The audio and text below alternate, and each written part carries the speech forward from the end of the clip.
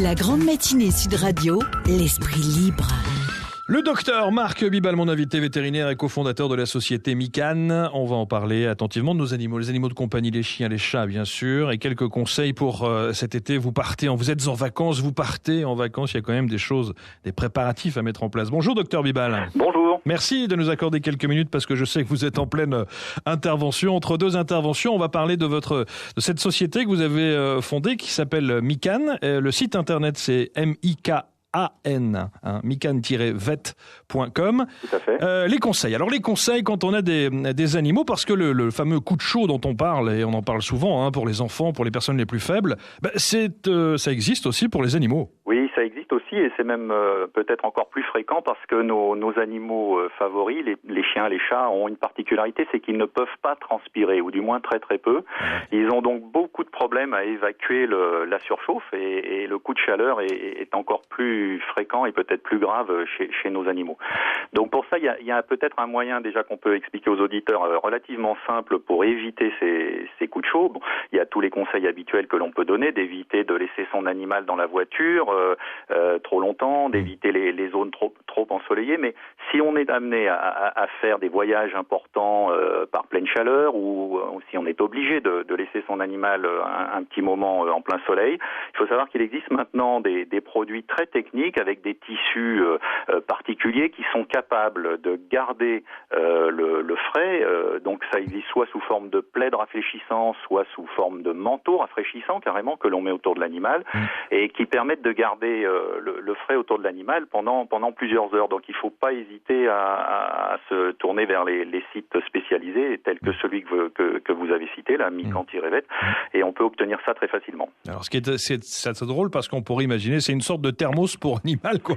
Voilà, oui, si on veut. Disons que ce sont des produits avec des tissus à base de céramique. C'est très technique que l'on rafraîchit avec de l'eau au départ et ensuite lorsque l'on met ça sous l'animal ou autour de l'animal, c'est capable d'éviter la surchauffe. Parce qu'autant il est facile de prévenir cette surchauffe, autant il est très très compliqué ensuite de guérir un coup de chaleur. Il y a tous les ans des animaux malheureusement qui décèdent de cela et c'est fort dommage bien sûr. Alors on parle régulièrement, docteur, et vous n'êtes pas le sans le savoir, du business qu'il peut y avoir autour justement de certaines fantaisies quand il s'agit d'habiller son animal de compagnie, son chien, le fait de lui mettre en pleine, quand il pleut, un petit kawaii ou un petit imperméable, leur mettre des petits chapeaux, machin. Là, on n'est pas dans l'esprit de la fantaisie. Oui. Là, c'est complètement différent. On parle pas du tout de problèmes d'esthétique. On parle vraiment de problèmes médicaux, de problèmes physiologiques et ce genre d'outils, on va dire, ce sont pas des accessoires. Ce sont vraiment des choses très très utiles. Alors, le manteau rafraîchissant ou le plaid rafraîchissant, j'ai évidemment le petit communiqué sous les yeux. On le voit très bien, effectivement. C'est un vrai manteau qu'on met autour de l'animal. Combien ça peut valoir ? Il y en a à tous les prix, mais si vous avez besoin d'un matériel très technique, il faut compter quand même une trentaine d'euros, entre 30 et 50 euros. Ça dépend aussi après de la taille, bien sûr, puisque on va pas avoir besoin de la même quantité de tissu rafraîchissant sur un petit Yorkshire que sur un gros Leonberg ou un gros Labrador, bien évidemment. Comment reconnaît-on le coup de chaud chez un chien ? La première chose, c'est le halètement, puisque le seul endroit par où le chien est capable d'évacuer sa chaleur, c'est la langue. C'est pour ça que vous voyez souvent ces chiens l'été qui ont la langue pendante, qui respirent très très vite, très très fort. Ça, c'est le premier signe de attention, peut-être que mon chien est en train de faire un coup de chaud. Et puis après, la deuxième chose toute simple, c'est également de prendre la température corporelle de l'animal. Vous savez sans doute qu'elle doit tourner autour de 38,5 maximum, c'est un peu plus haut que chez l'homme, et il ne faut pas que ça dépasse 39, sinon là vraiment on rentre dans la problématique du coup de chaleur qui est un vrai accident très grave. Bon, et le truc de la langue pendante, ils le font tous en plein été. Oui, ils le font tous puisque c'est leur moyen à eux d'évacuer la chaleur. Donc il suffit qu'ils aient couru un petit peu, comme vous mettriez à transpirer. Eux, ils ne peuvent pas transpirer, donc ils le font là. Donc évidemment que tous les chiens qui ont la langue pendante ne vont pas développer un coup de chaleur, bien évidemment. Mais si vous avez un animal qui est au repos, c'est-à-dire qui n'a pas fait d'effort et qui se met à avoir cette langue pendante et ce halètement, attention. Alors, autre conseil que vous pouvez donner, docteur Bibal, au travers de votre société mican-vet.com, il y a les précautions à prendre si on voyage, notamment avec les vaccins et les certificats à avoir. Bien sûr, donc à ce niveau-là, tout dépend de l'endroit où on va se rendre, si on reste en France ou si on va à l'étranger. Il y a la première précaution, c'est que son animal soit identifié, bien sûr. On ne répétera jamais assez, l'identification est obligatoire, même si beaucoup de propriétaires encore ignorent ce point, mais c'est obligatoire en France. Donc il faut que l'animal soit identifié. Ensuite, si on voyage avec son animal en famille, que l'on reste sur le territoire français, il n'y a en théorie aucune vaccination obligatoire au sens strict. Par contre, dès que l'on passe une frontière, là effectivement, il y a obligation d'avoir un passeport européen et quelques vaccinations qui vont dépendre de l'endroit du pays où vous vous rendez. Enfin, le plus simple pour ça, bien sûr, c'est de vous mettre en rapport directement avec votre vétérinaire habituel qui vous expliquera tout en détail. Voilà, le tatouage, la petite médaille gravée, voilà. Le certificat dans la foulée. Tiens, voilà. L'alimentation, docteur Bibal, très important parce que vous dites que comme les êtres humains, il peut y avoir en période estivale une petite phase de régime. Oui, bien sûr. Là encore, tout dépend de l'activité que vous allez envisager avec votre animal.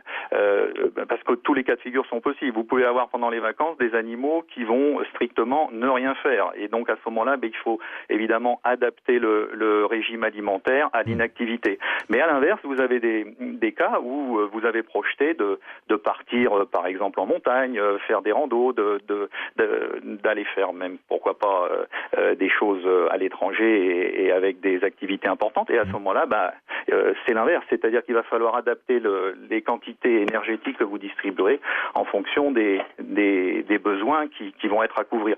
Donc, pour tous ces domaines très très techniques, le plus simple conseil, c'est toujours le même. Parlez-en à votre vétérinaire avant de partir et il adaptera parfaitement le régime alimentaire. L'été, les points d'eau, et ça c'est évidemment très important. Il y a un côté extrêmement ludique, sympa, rafraîchissant, mais vous dites aussi là, attention quand on voit quelques chiens, par exemple, qui s'adonnent dans une piscine, chez un particulier. Oui. Et ça peut ne pas être drôle aussi, l'histoire. Non, ça peut ne pas être drôle, et en particulier avec les piscines qui n'ont pas d'escalier qui permettent de sortir tranquillement du bassin. Vous savez que maintenant, on voit de plus en plus de piscines avec des échelles. Il faut sortir en montant l'échelle. Ça, la plupart des chiens en sont complètement incapables. Donc, on sait tous que les chiens, et même les chats d'ailleurs, savent nager naturellement. Donc, le problème n'est pas de leur apprendre à nager, mais le problème, c'est l'épuisement qui peut survenir lorsque l'animal est seul dans le bassin et ne trouve pas de moyens de sortie. Donc, à ce sujet, je ne saurais trop conseiller à tous les possesseurs de piscines à échelle de se munir d'une rampe d'accès immergée. Ce sont des systèmes très simples, finalement, qui permettent donc d'accrocher une espèce de petite rampe sur le bord du bassin, et ensuite l'animal sort tranquillement, dès qu'il a terminé de nager, tranquillement du bassin tout seul. Voilà, j'ai eu l'expérience il y a quelques années, malheureusement, d'un chien qui est décédé parce qu'il s'était immergé dans la piscine en l'absence de ses propriétaires. Il ne peut pas remonter. Et lorsque les propriétaires sont rentrés, malheureusement, le chien était mort d'épuisement. Et voilà. cette rampe d'accès immergée, vous l'avez chez mican-vet.com. Alors, puisqu'on reste dans l'univers des points d'eau, les gilets de flottabilité, ça aussi vous commercialisez? Voilà, bien sûr, le gilet de flottabilité, c'est également quelque chose de très important lorsque cette fois-ci, on va envisager de faire des activités aquatiques, que ce soit en rivière ou même en mer. On voit de plus en plus maintenant de plaisanciers qui sont accompagnés de leur animal, et c'est très bien, le chien est tout à fait capable de faire ça.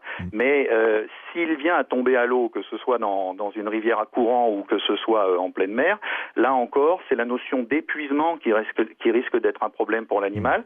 Donc ces gilets de flottabilité, que vous trouvez bien sûr sur le site de Mican-Vet, ces gilets de flottabilité vont éviter à l'animal de s'épuiser en nageant. Il va ainsi pouvoir rester dans l'eau un temps suffisamment important pour que vous ayez le temps de le retrouver sans dommage. Voilà, donc très important également. Oui. Alors, il y a un dernier point que je voulais aborder avec vous, Marc Bibal. Dites-moi, il y a un truc où on aurait pu imaginer que c'était justement un petit accessoire de fantaisie.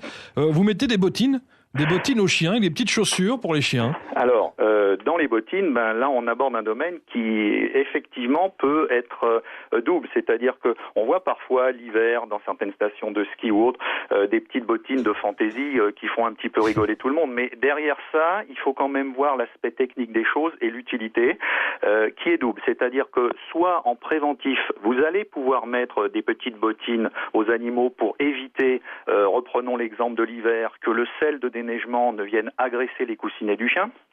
Mais également, et c'est là où l'été ça peut être important, lorsque votre animal est blessé et que vous souhaitez continuer à avoir une activité avec lui, imaginons qu'il se soit fait une coupure sous le coussinet, à ce moment-là, ces bottines sont très importantes pour le protéger et que la blessure qui a été occasionnée auparavant ne vienne pas s'aggraver.